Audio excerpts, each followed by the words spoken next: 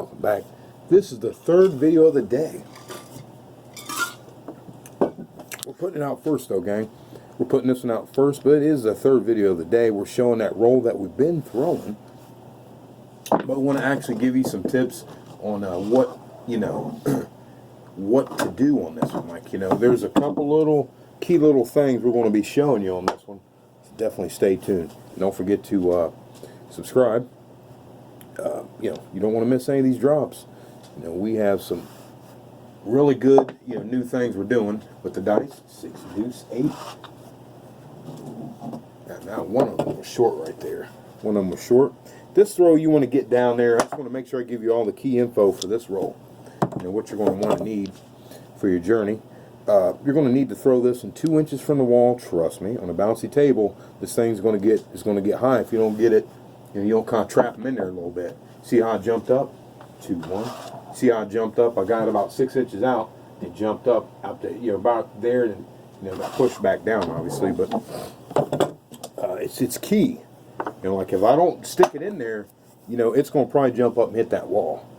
You know, so which is, you know, I mean, what would resemble slowing the game down, you know, out, things like that. So we suggest 5. Oh. Although, you know, we want 2 inches out. Although, you know, when you're throwing this, it's designed to flatten out when it lands. You know, this is a throw, like all of our other throws. This throw, you know, all of my throws now are like really, like these twisted throws are designed to flatten out. You know, really to flatten out, because I think that that's really where the money is at. You know, the stability. The stability. Wow. Oh.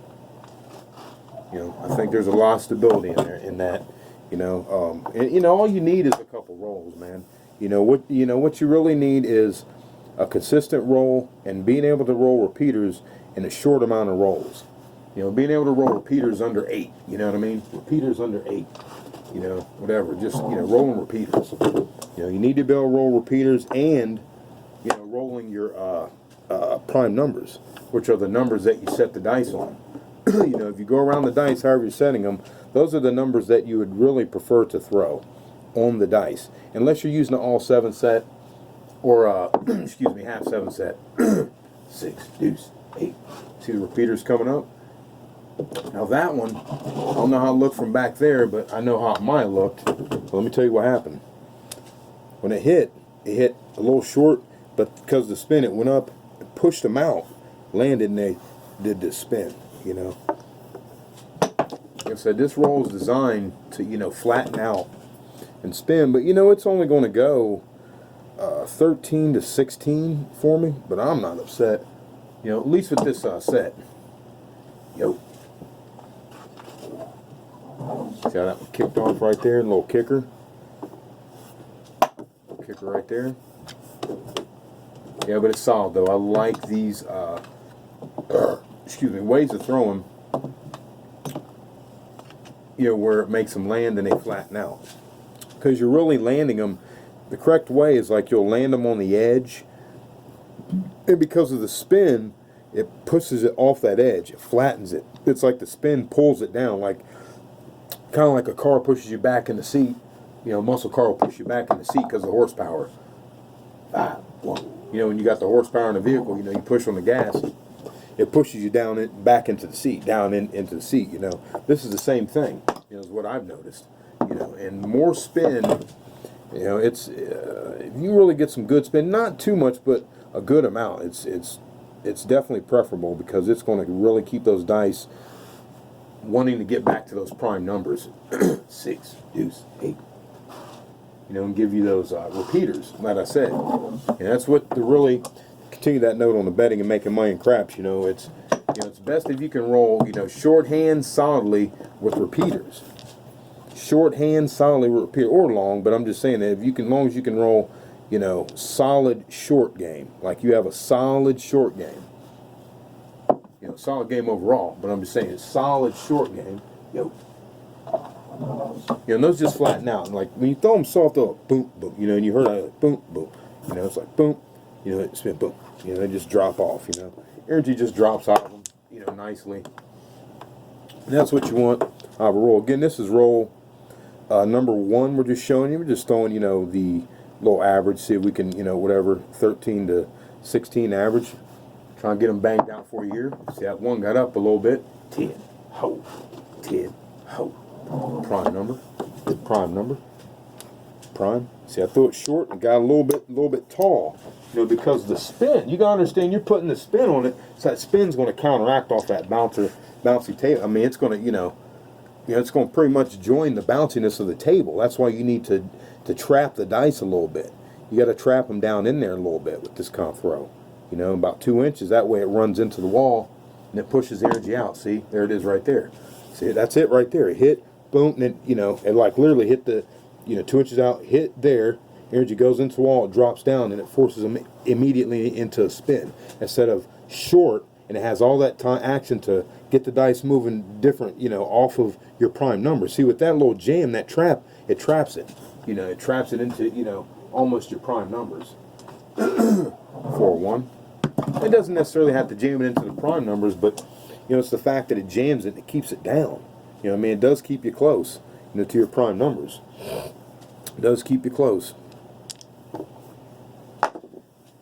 That's a point. I'm just saying that you got to get it down there, man. If you don't get it down there, this thing will get tall on you, okay? I'm just telling you right now, it will get tall. It will get tall. Just because it's the way you're throwing it. You know, so you get it down there like that. Like I said, you're going to stay close to them prime numbers. 6, 4, 10. You know, you're going to be right them prime numbers, you know. I mean, not always, but it's going to keep you, you know, right in your range where you want to be at. So we're just going to roll out this Kid Ocean then. You guys know about this roll now. It's key. You know the keys.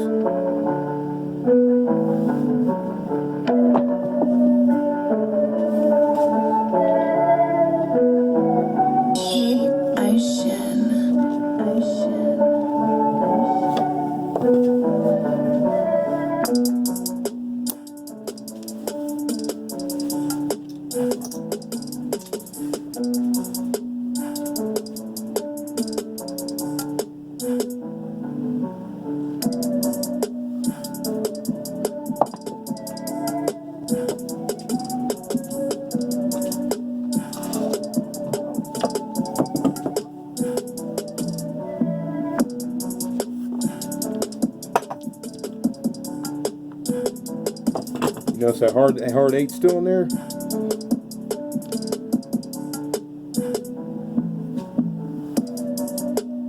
Oh, short. Damn it. Fucker, see? Damn it. Threw it short and it got away from me. Yeah, oh well. That's it, man. Oh well. Damn it. I was on a roll, man. That sucks. That bad fucking roll, man. One roll, man, and it's we're out. So let's, you know, let's say 13 to 16 strong. Let's see here. 3, 4, 5, 6, 7, 8, 9, 10, 11, 12, 13, 14, 15, 16, 17. There it was. It's, you know what I mean? I don't know. It's like I guess I'm throwing a bad throw, because I guarantee you, like I was on that. You know what I mean? That's what sucked, because I was throwing some hot shit on that. That sucked. You know what I mean? I knew that I was feeling it, but I threw short. Now, if I was by myself now on video, I'd keep rolling because that was a shitty roll, and I'm not actually, if I'm testing like the dice set in the throw, I'm going to keep on rolling to find out what would have happened if I would have kept decent throws, because that throw was so far out of my regular range of throwing. That was like 12 inches short. You know what I mean? It was 12 inches short, and I kind of twisted my hand a little bit, you know, so it's hard to explain. It should have been like that, damn it,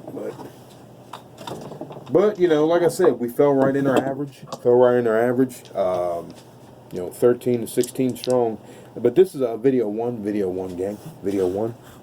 And like I said, here you go. Show the release. We're gonna get out of here. Show this part here. Watch the top part release. See, that was short. That was short. I was watching the release myself. Short, but you want to get it 2 inches out. 2 inches out. Now remember, the more spin, I didn't get a lot of spin on that, and it was short. If I would have got a lot of spin on that short, it would have jumped really high. Trust me on that. See, I got more spin on that. You see how it got up, and it was short. Okay, I'm just telling you. Hey, my arm's kind of fatiguing. See, my throw's starting to slowly change a little bit, so, but it's still good. But that's how we did it, though, gang. Let's see if we can get one 2 inches out for you real quick. Get our good hand adjustment. See, that one was short. That one was short. You heard it hit the tink like that. Heard the tink. So that's what right there. You got a chance to see what I'm talking about. You got to get them in there, gang. Get them in there like that. Get them in there.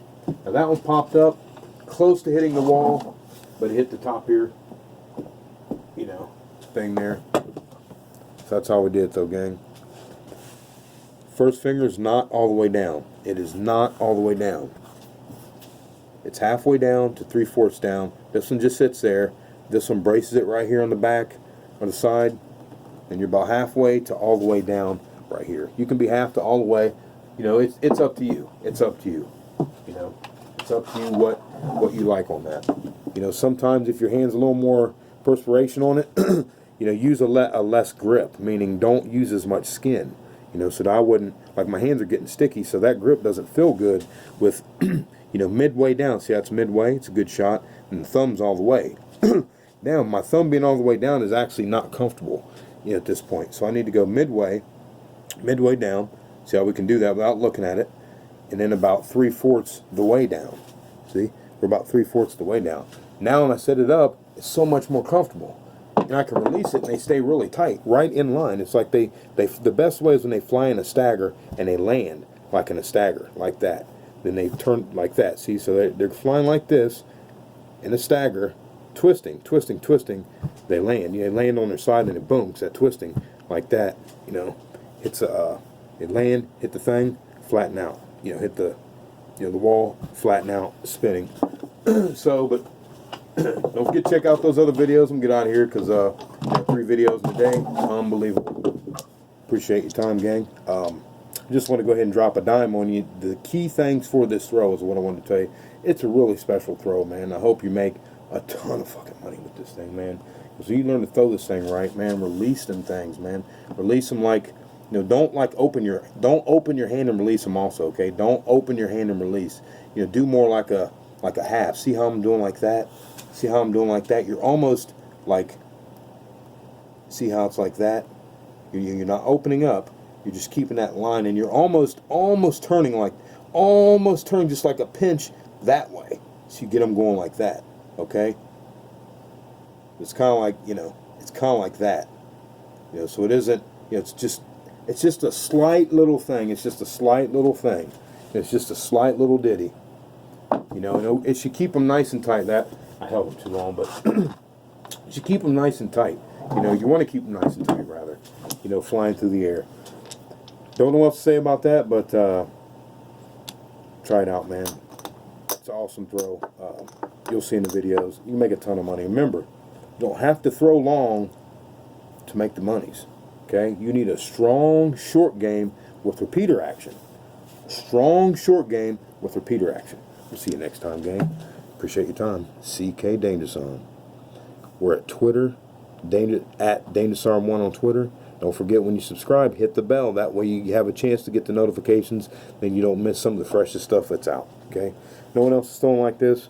We're just saying, you know, I think that we're really on to something because this shit works. It's so solid, man. It's so solid.